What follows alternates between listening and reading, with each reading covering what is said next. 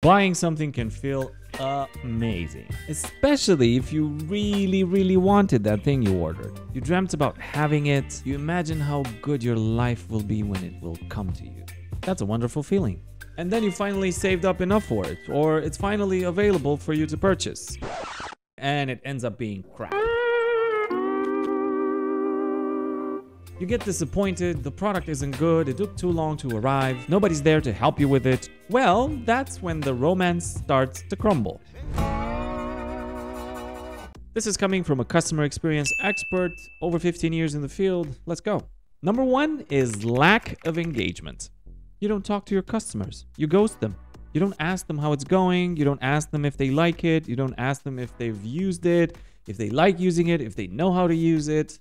You just ghost them. Take, for example, software licenses. There's this study by Meta SaaS that says that about 31% of SaaS licenses are not even being used. That's a bunch of wasted money on behalf of the customer. They're not going to really be happy about having 30% of their purchase not being used. That is not efficient spending. Or maybe your product is being used, but not as frequently as it should be. And they'll begin to think that what they bought isn't actually even helping them. All of these are forms of low engagement, and inevitably they always lead to churn.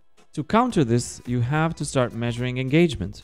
For most products, this means to have in-app analytics and a way to determine if your product is being used. Some options is to start using an NPS, Net Promoter Score, measure customer satisfaction or CSAT, and also the customer effort score. And I'm going to link a video up top about this topic and how to do it right. But this next one is going to be actually even more important. Poor product market fit. Your product just isn't solving the problems of the market. You sold a product that doesn't help. Maybe you tried really hard in creating a great product, but your sales team is selling it to the wrong crowd. We all know the example of don't sell fridges to Eskimos. Well, you can fool them once, but you cannot fool them again. And this is going to hurt you in the long run because they're not going to first buy from you again, and they're never going to say to their friends and family, yep, I vouch for these guys, they're nice. Quite the opposite. They're going to say, stay the away from these guys. On top of this, to make it even worse, in order for you to get in a bad fit client through the door, you have to spend a bunch of resources of time and money. So it's even more difficult for you to sell to these people. Now, to counter this and fix it, there must be consistent communication in your organization between customer success, customer service, sales team, and marketing.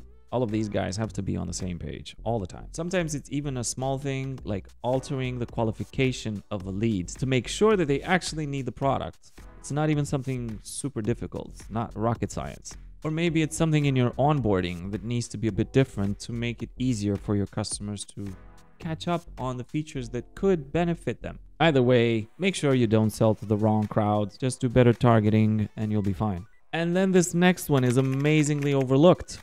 Product bugginess. At least in the software world where I delve the most, it's a fact of life. You can't avoid it.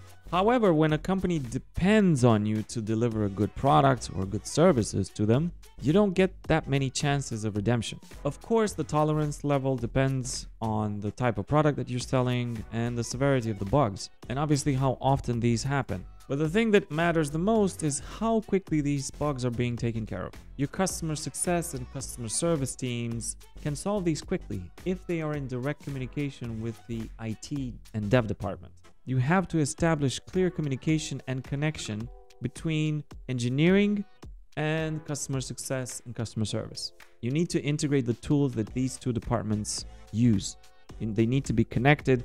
They need to be seamless into how they escalate issues from one side to the next. Customer service escalates engineering fixes, then sends back to customer service tests, or sends it to customer success. Those guys test, and then they tell the customer, hey, it's been fixed. Actually, myself and my team are really good at making these kinds of connections, so keep that in mind. Before we continue, please like and subscribe to this YouTube channel. If you like the content, we'd be really grateful and it would be really helpful. Thank you. Okay, this next one is no joke. Difficult user experience. So sure, you can offer crappy user interfaces if your product is good and solves a problem, but you can't really hold that one up for too long. And that's because there's always somebody around the corner offering the same thing and probably better next year. So you have to make sure that you're up to speed with user interface. It has to be easy and friendly to use. And all studies show that customers are more and more demanding of their software that they're using. A poor user experience is grinding away at end users over time. Those end users complain to their boss, and those bosses in the end make the decision to cut you off.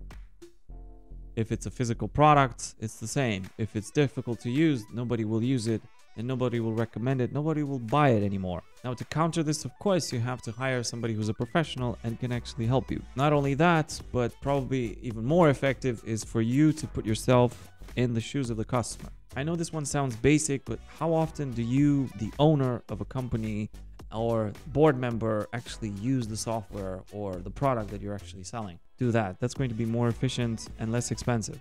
Okay, final one, actually probably the most important one. Lack of proactive support. This is especially true in the software world, and I'm guilty as charged because that's where most of my activity happens. I don't know if it ever happened to you or if you use softwares for your business, but when you buy software and you don't really use it and then you don't really get any engagement on it, and you decide to just drop it and maybe use something else. So has it ever happened that this company that you're dropping starts jumping on you and starts paying an interest into what you're doing and the reasons why you're actually not using it or want to switch? This is so annoying and it works me up. Like, why? Where were you when I actually needed you? You're definitely fake. You're just here because you're seeing me drop you. Chill.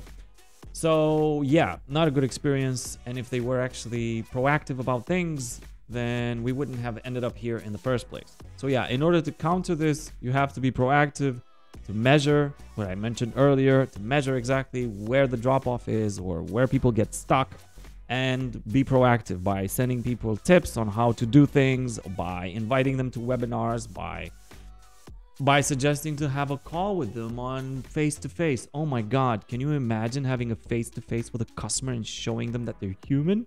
Yes, that is priceless and it will go a long way. Now for some conclusions. We've learned of some of the reasons why customers leave you. We've looked at how to counter these, and we've looked at some best practices to encourage people to not leave you. Being left is not a pleasant thing, neither in a relationship nor in a business relationship. A relationship nonetheless. However, being mistreated is not nice. So if people are not being treated right, then maybe they're right on going to somebody else who will treat them right. But let me know what you think, and I'll see you in the next one. Bye.